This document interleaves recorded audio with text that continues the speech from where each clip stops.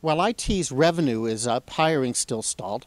Seattle and Silicon Valley are starting to duke it out again over talent, and Washington, D.C. is starting to look more seriously at cloud computing solutions and private sector security solutions.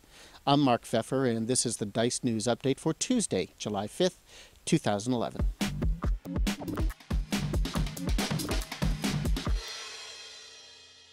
So IT growth is up, but hiring is still stalled. A KPMG survey of C-level executives found that hardware and software companies expect to see most of their revenue this year come from the United States. That's a change from the last 2 years when it came mostly from China and India. But at the same time, these executives aren't expecting as much hiring as there was a year ago. Last year, about 72% figured on an increase in their company's headcounts. This year, only 49% predict a headcount increase. Overall, 27% of them said headcount was back to or even better than pre-recession levels.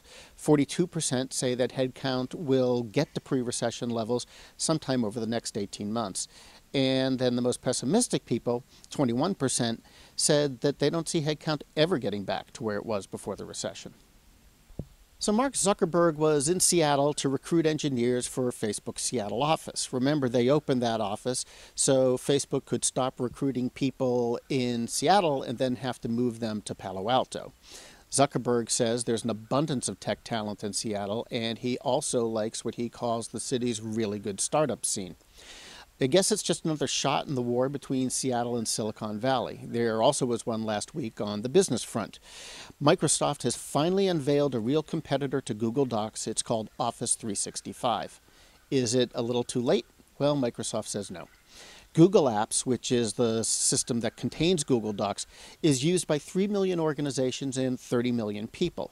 But Office has about 1 billion users around the world. So now it's the question. Is it time to upgrade from Google Apps to Office 365? Google's product, remember, is free. There's a fee for using Office 365. It's really up to you and your company. Reviewers say that Office 365 isn't perfect. There are some fixes that need to be made, but we all know that if Microsoft has nothing else, they've got staying power. It's worth checking out.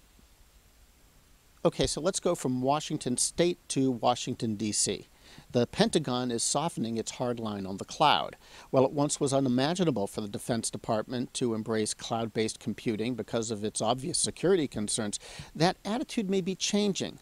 Defense leaders still say its culture is a barrier to cloud services and virtualization, but a recent survey indicates that those beliefs are evolving as agencies seek to save money and become more efficient.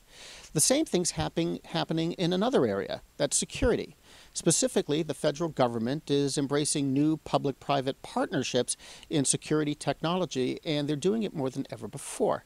A couple of weeks ago, the Department of Homeland Security told the Security Industry Association's Government Summit that there's a new mindset in D.C. that asks, why does the federal government have to spend so much money developing products that the private sector would be happy to develop and would probably do better, faster, cheaper?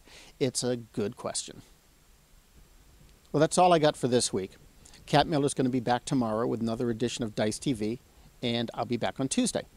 If you remember the blog post I mentioned last week where I was asking you whether your comments on our blog were just venting in frustration or if you really meant a lot of the things you said, there's quite a discussion going on over there. I've put the link below, so tap on over and check it out.